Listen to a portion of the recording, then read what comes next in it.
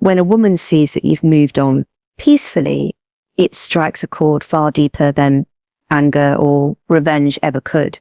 It's not about cold detachment or theatrical displays of indifference. It's about something quieter, more unnerving, the absence of need, the understanding that your life doesn't orbit hers anymore, that her approval or disapproval no longer sets your course. We live in a culture that tells men to prove their worth through relentless performance. Show her you're happier, richer, more desirable than ever. But peace is not performance. Peace is not curated Instagram posts or false laughter in crowded bars. Peace is when you genuinely stop keeping score. It's when you're not trying to win her back or punish her or turn her head with your success. You simply get on with the business of living well. And that is something she can feel.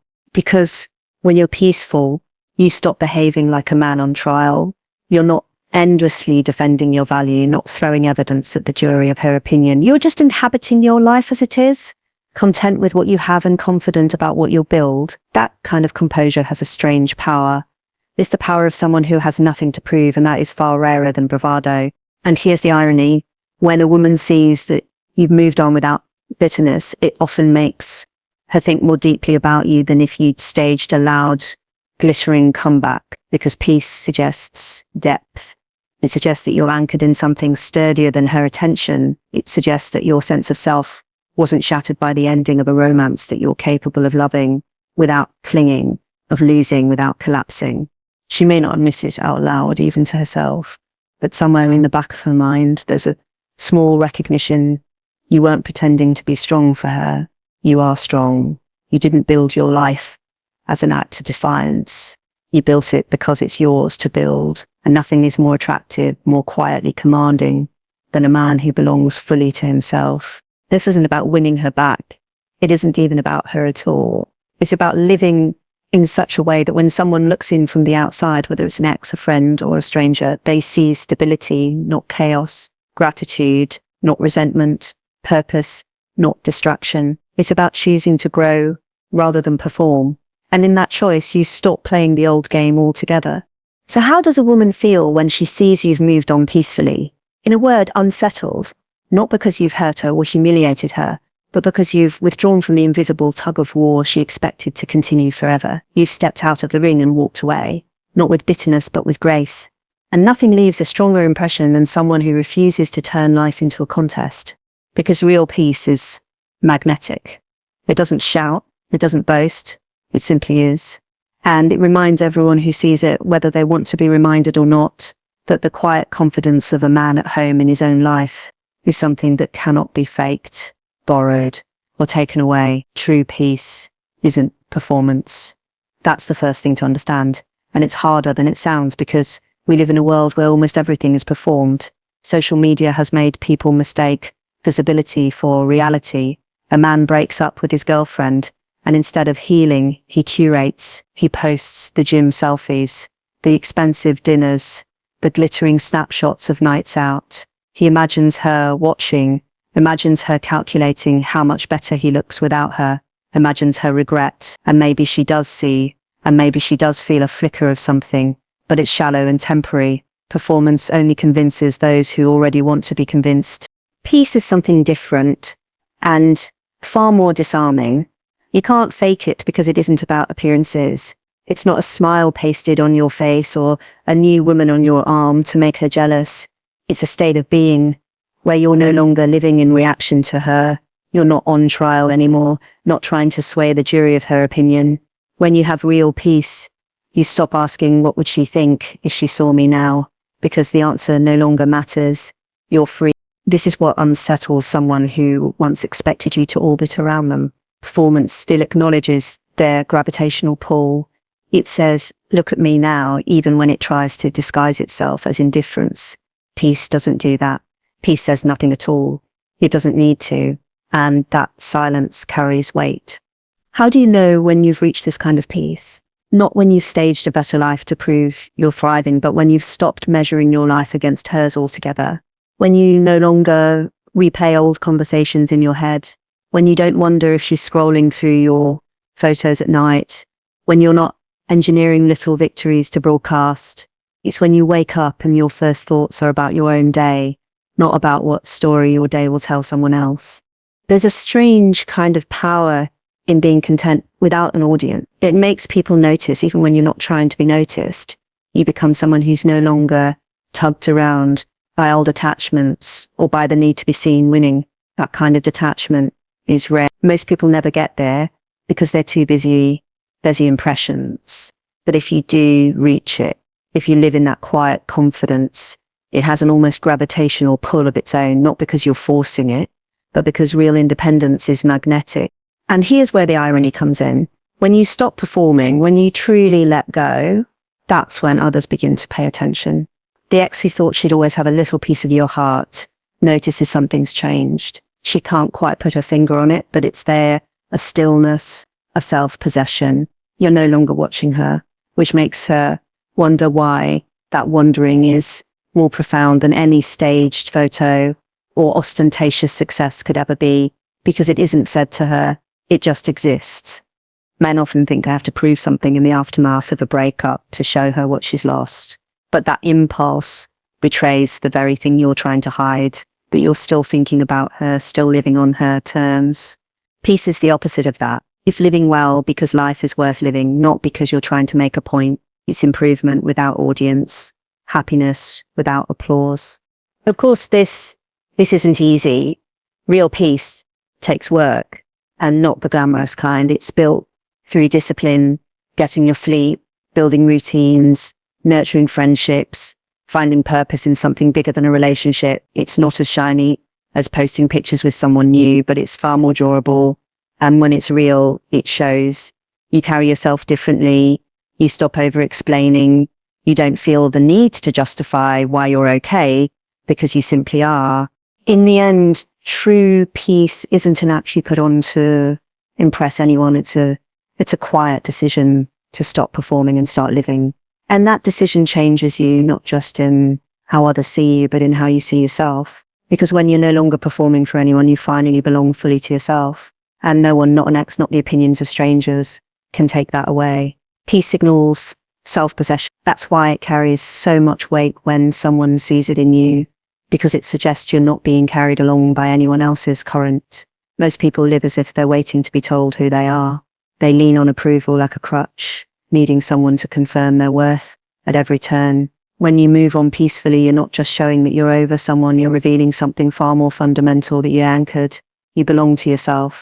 Self-possession isn't loud. It doesn't swagger into a room and demand attention. It's quieter than that, but no less powerful. It's in the way you stand, the way you look people in the eye without flinching, the way you listen without planning your next line. It's the sense that you could take or leave anyone's opinion, not because you're arrogant, but because your identity isn't hanging by a thread of external validation.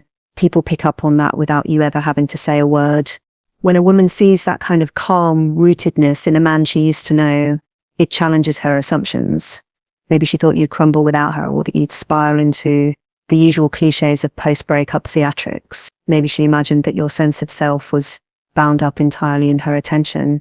And now here you are, not just surviving, but unshaken, not scrambling to patch yourself together with distractions, not using anger as fuel, just carrying on with your life. That picture unsettles because it hints at something rare. You were whole all along. This is the essence of self-possession. It's not indifference. It's not coldness.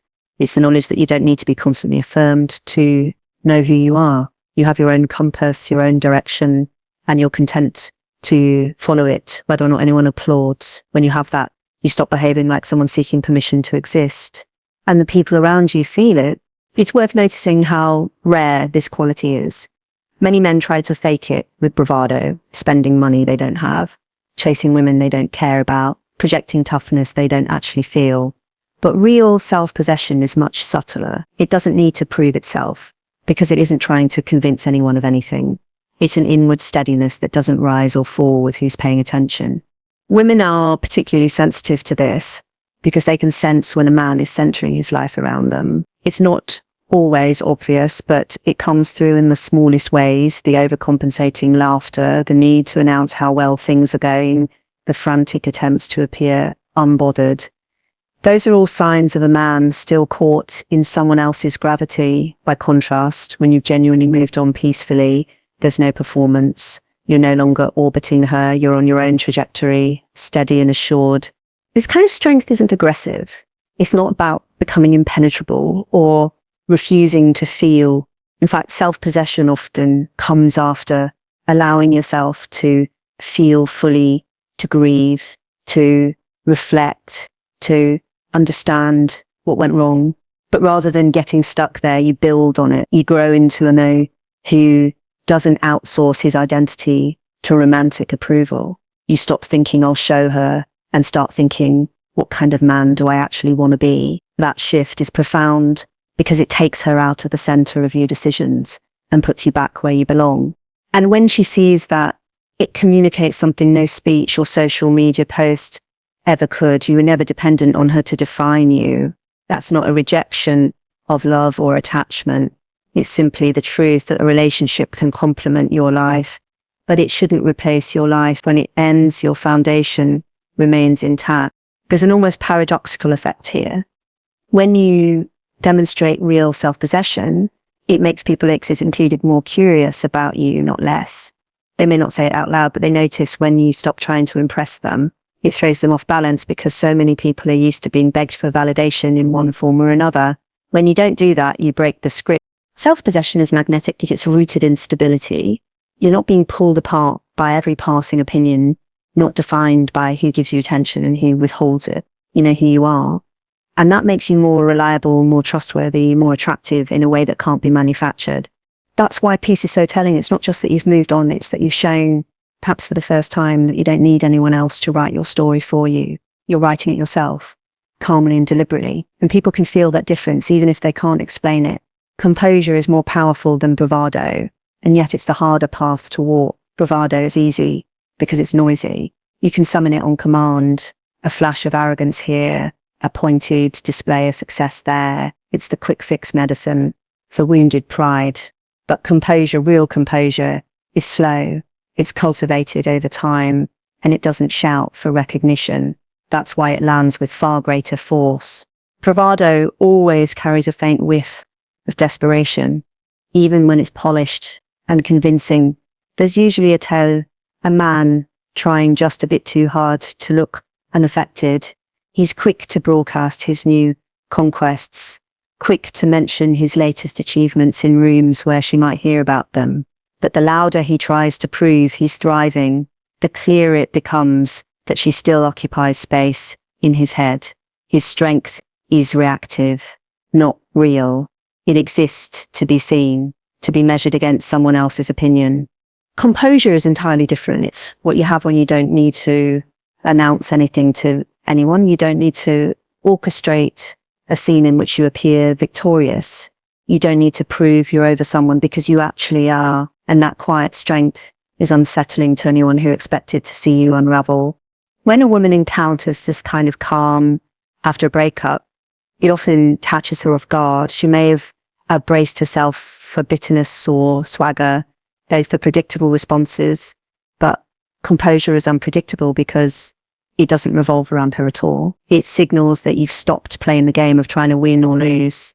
You've simply stepped out of the arena, walked past the crowd, and kept going. That shift is powerful precisely because it's not meant to send a message. It just is. And yet, ironically, it does send a message louder than bravado ever could. It says, without words, that you're not tethered to her opinion anymore. Your value isn't up for debate.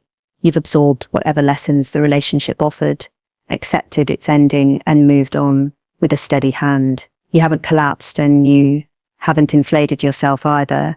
You're just steady. People notice that steadiness even when you make no effort to display it. The reason composure feels so powerful is that it reflects inner order. It's not a mask you put on. It's a state you inhabit. It comes from knowing your own priorities, understanding your own worth, and refusing to let someone else's attention or absence dictate your direction. In a world obsessed with optics, that kind of calm is rare, and anything rare is magnetic.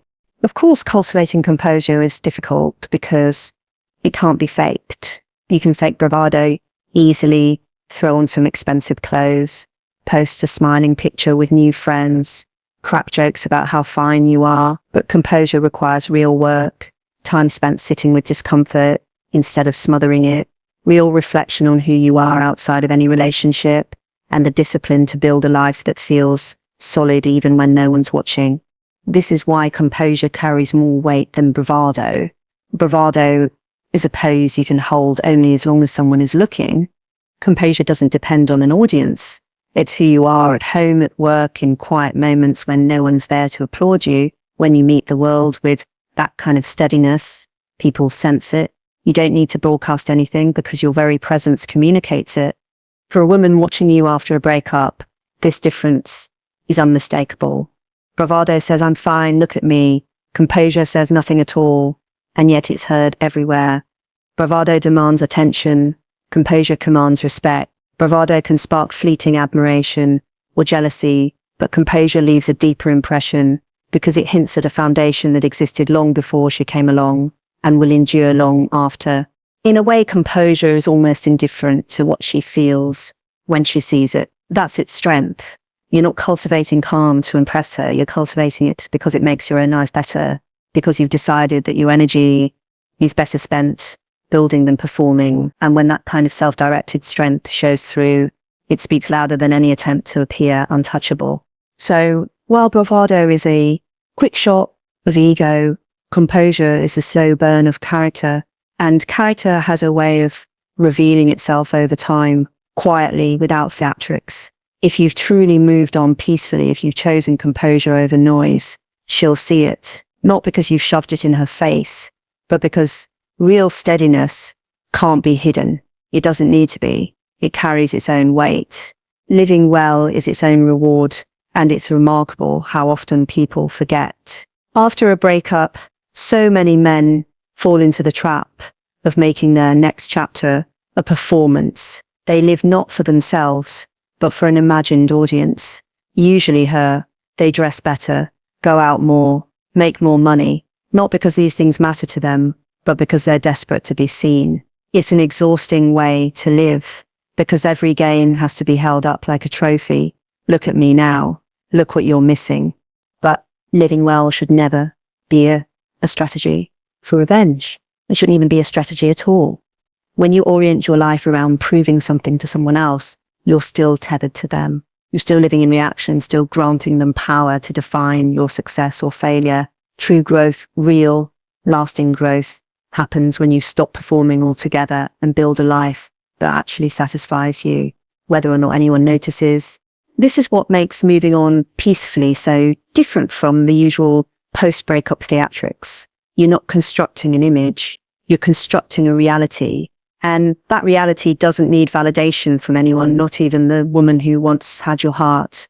The aim isn't to show her you've improved. The aim is to improve because you deserve a better life and you're the only one who can build it. When a woman sees that kind of self-directed growth, it carries a weight no staged comeback could ever match.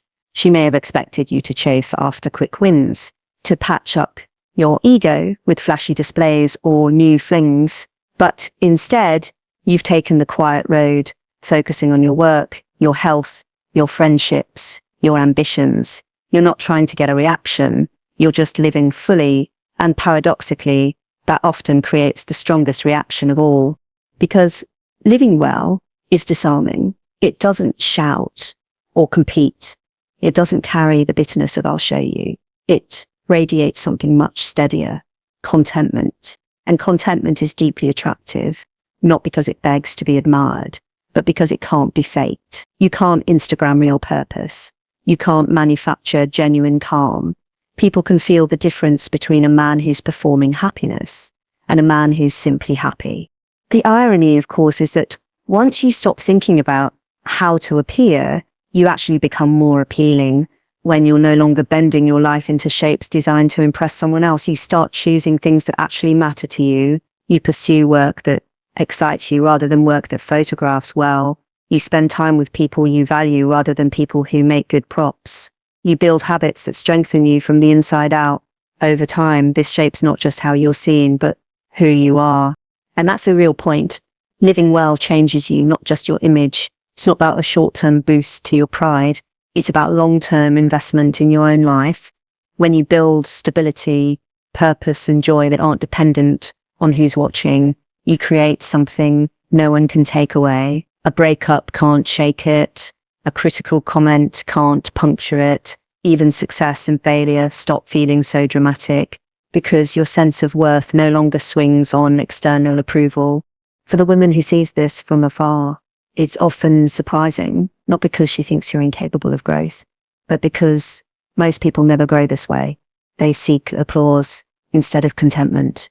They chase recognition instead of meaning. So when she sees that you've improved your life without turning it into a billboard, it signals that your focus has shifted completely inward. You're not acting for her benefit. You're acting for your own. This isn't about being selfish or cold. It's about understanding that the best life you can live is one that isn't constantly seeking an audience. A man who truly belongs to himself is more reliable, more grounded, and ironically, more desirable than the man who's always performing to prove a point. Women feel that difference instinctively. They notice when you're calm, when your choices reflect genuine direction rather than reactive pride. Living well as its own reward also frees you from resentment. You're not bitter because you're not keeping score. You're not haunted by thoughts of whether she's watching, whether she regrets leaving, whether she's jealous. You've simply chosen to make your life good because life is worth making good. That's an act of self-respect, not self-display. And when someone sees you doing that, an ex, a friend, a stranger, it communicates something rare, that your value was never contingent on who happened to be standing beside you. You're not thriving to make a point. You're thriving because you've realized you can, and because it feels better to live that way than to wallow or compete. Living well is not revenge. It's not a performance. It's freedom. And freedom, once you taste it, is far sweeter than any momentary satisfaction you'd get from proving someone wrong. It's the quiet conviction that your life is yours to shape, and you're shaping it beautifully, whether or not anyone's looking. Grace unsettles expectations because it breaks the script everyone thinks they know by heart. After a breakup, people expect drama, anger, bitterness, cold silences, petty games. They expect you to linger in the doorway, still glancing over your shoulder, proving through your every move that you're wounded and still tethered. But when you respond with grace, when you neither cling nor lash out, it throws everything into question.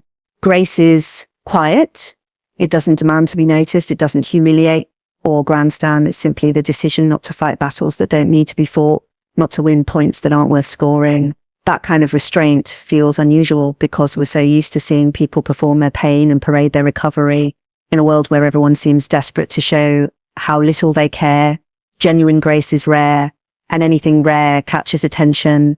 When a woman sees you move on with that kind of composure, not icy indifference, not smug superiority, but genuine calm, it makes her pause. It tells her that you're not clinging to resentment as a source of ensure. You're not trying to get even. You're not looking back at all. Really, you're simply walking forward with your head held high. There's a dignity in that which can't be manufactured.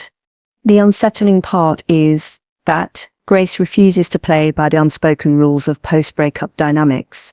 People expect to feel either pursued or rejected. They expect either a sulking silence or a loud declaration of triumph.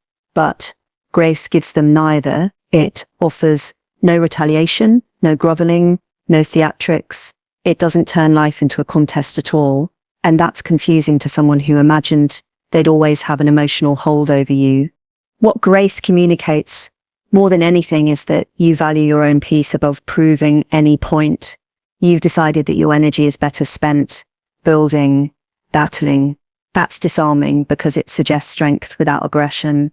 It suggests that your ego doesn't need constant defense, that you can accept loss without turning it into fuel for revenge. This doesn't mean you're passive or weak. On the contrary, grace is active. It's a choice to carry yourself with dignity, to respond thoughtfully rather than react instinctively. It's a refusal to let someone else dictate your emotional state. And that choice reflects a deeper kind of maturity, the kind that says, I'm not defined by this breakup, and I don't need to make a spectacle of moving on. Women notice this, even if they never say it out loud. They notice when you stop trying to win or punish them. They notice when you carry no bitterness in your voice, no edge in your posture, no hidden agenda in your interactions. That absence of tension is powerful. It signals that you've let go completely, not because you've forced yourself to, but because you've genuinely outgrown the need to hold on. Grace also has a ripple effect. When you refuse to fight battles of ego, you change the emotional terms of engagement. You don't leave room for guilt to turn into anger or for regret to turn into defensiveness. Instead, you create space for mutual respect, even in endings. That doesn't just make you look good, it makes you feel good. You're no longer chained to someone else's reactions. You're living your life on your terms, and that calm radiates outward. It's worth noting how different this is from the false grace people sometimes try to perform. The kind that says, I wish you the best while secretly hoping she'll fail. The kind that looks polite on the surface, but is loaded with suppressed resentment. Real grace is different. It's not a tactic. It's not a clever way to make someone wonder about you. It's a sincere refusal to make life into a scoreboard. And here's the paradox. That sincerity makes it all the more striking. When a woman realizes you're not angling for her attention, not trying to impress, not trying to punish, it challenges her expectations about who you are. She may not feel regret exactly, but she feels something rarer, respect. And respect lingers much longer than jealousy ever could. Grace unsettles because it shows that you're no longer part of the tug of war. You've dropped the rope, not in defeat, but because you've decided there's no need to pull at all. You're not measuring your worth by whether she notices you've moved on. You're not even asking the question. And that kind of calm self-assurance is far more powerful than any act of defiance.